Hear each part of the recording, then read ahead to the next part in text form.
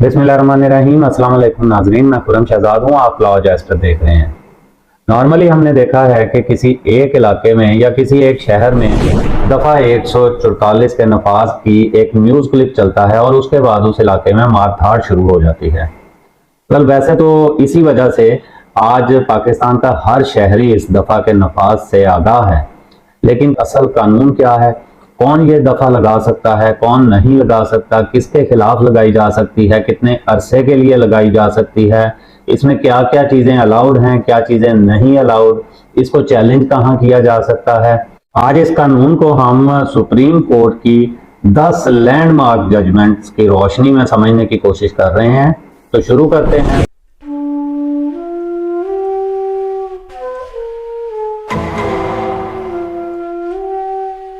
दफा 144 तो लग गई, लेकिन अगर इसे कोई तोड़ता है, इसकी कोई खिलाफ वर्जी करता है तो उसे सजा क्या होगी? वो सजा है ताज़ीरात पाकिस्तान की सेक्शन 188 के तहत, यानी उसे 1 माह तक कैद और 1000 रुपए तक जुर्माना हो सकता है। और शायद इसी वजह से जब भी इसका नफाज होता है तो पुलिस सबसे पहले लोगों की गाड़ियां तोड़ती है और मोबाइल छीनती है ताकि उनका जुर्माना एडवांस उनसे हासिल कर लिया जाए। आज हम ये सारी चीजें एक्सप्लोर करेंगे और जो लोग इस बारे में नहीं जानते आज हम उनको भी ये सब बता कर जाएंगे।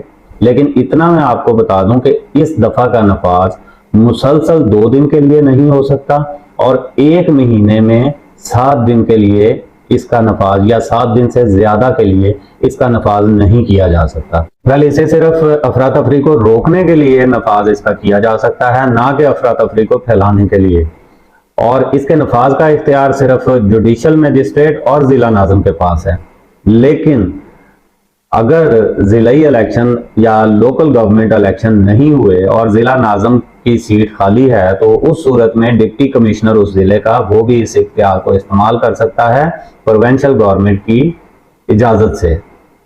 एक इंतहाई अहम बात जो कि कानून को समझने वाले लोग तो जानते होंगे, लेकिन आम लोगों के लिए वो शायद एक नई मालूमात हो कि ये दफा 144 ज़ाब्ता फौजदारी यानी CRPC जिसे कहते हैं या क्रिमिनल प्रोसीजर कोड कहा जाता है, उसकी शिक है, ना कि ये पाकिस्तान पिनल कोड या PPC या ताज़ीरात पाकिस्तान की शिक।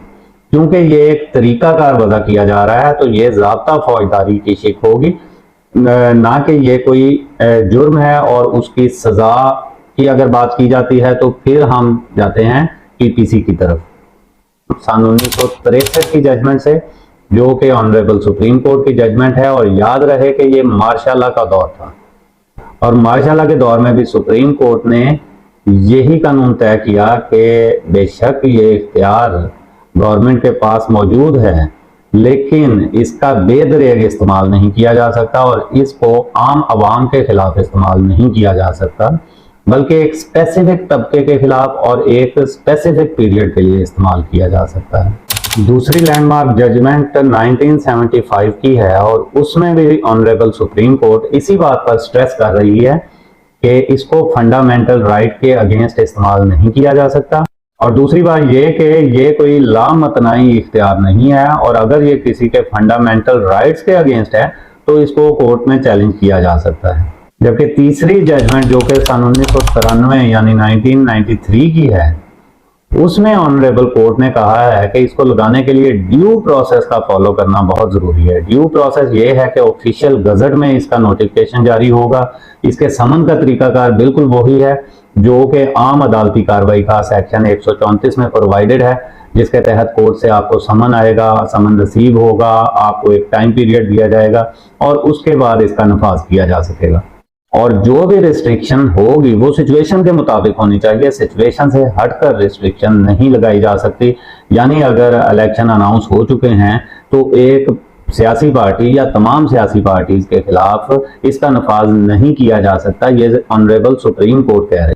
1996 की एक लैंडमार्क जजमेंट में दोबारा ऑनरेबल सुप्रीम कोर्ट ने कहा है कि इसे इनडेफिनेट पीरियड के लिए नहीं इस्तेमाल किया जा सकता और ये जैसा कि कानून में भी ये मौजूद है कि 2 मुसलसल दिन के लिए भी इसे नहीं लगाया जा सकता और 1 महीने में 7 दिन से ज्यादा नहीं लगाया जा सकता। तो उसी बात पर ऑनरेबल सुप्रीम कोर्ट भी स्ट्रेस कर रही है कि इसको इंडेफिनेट पीरियड के लिए इस्तेमाल नहीं किया। 2006 की लैंडमार्क जजमेंट है Pakistan medical association versus government of Sindh, जिसमें डॉक्टर्स के खिलाफ इसको इम्पोज किया गया था और ऑनरेबल सुप्रीम कोर्ट ने इसे स्ट्रक ऑफ कर दिया था और हेल्ड किया था कि इसे किसी भी एक कम्युनिटी या एक पर्सन या एक ग्रुप ऑफ पीपल के खिलाफ इस्तेमाल नहीं किया जा सकता, बल्कि इसका इस्तेमाल जब भी किया जाएगा जनरली किया जाएगा। Haji Nawaz versus government of Sindh 2009 की लैंडमार्क जजमेंट है, जिसमें सुप्रीम कोर्ट ऑफ पाकिस्तान ने ये तय कर दिया है कि इसे किसी भी पॉलिटिकल पार्टी के खिलाफ इस्तेमाल नहीं किया जा सकता। सेक्शन 144 का नफाज किसी पॉलिटिकल पार्टी या पॉलिटिकल एक्टिविटी के खिलाफ नहीं किया जा सकता किसी भी हालात। ज़हूर इलाही वर्सेस गवर्नमेंट ऑफ सिंध 2010 की जजमेंट है, जिसमें ऑनरेबल सुप्रीम कोर्ट ने दफा 144 के नफाज को स्ट्रक डाउन किया और ये तय किया कि इसका नफाज किसी भी मजहबी जमात के खिलाफ नहीं किया जा सकता जब तक कि वो कोई कानून नहीं तोड़ती। 2015 में आए तो तब भी honourable supreme court of Pakistan की लैंडमार्क जजमेंट है, जिसमें दोबारा फिर उन्हीं नुक्तों पर जोर दिया गया है कि इसको फंडामेंटल राइट्स के खिलाफ इस्तेमाल नहीं किया जा सकता किसी भी शहरी के या किसी भी ग्रुप ऑफ पीपल के। और 2017 की एक और जजमेंट है, जिसमें दोबारा ऑनरेबल सुप्रीम कोर्ट का ने वही कानून तय किया है कि ये कोई लामतनाही एब्सोल्यूट पावर नहीं है और इसे ऑनरेबल कोर्ट में चैलेंज किया जा सकता है और ऑनरेबल कोर्ट इसको स्ट्रक डाउन कर सकती है। इसके अलावा जो 2020, 21 और 19 की रीसेंट जजमेंट्स हैं इस बारे में, वो मैं डिस्क्रिप्शन में दे दूंगा, अगर आपको चाहिए हो तो आप वहां से कॉपी कर सकते हैं। इंतहाई इंपॉर्टेंट इंफॉर्मेशन है, हर शहरी को इसके बारे में इल्म होना चाहिए। कोशिश करें कि इसको आप स्प्रेड करें, जितना कर सकें दूसरों तक पहुंचाएं, दूसरों को इन्फॉर्म करें और मुझे इजाजत दें। अल्लाह हाफिज।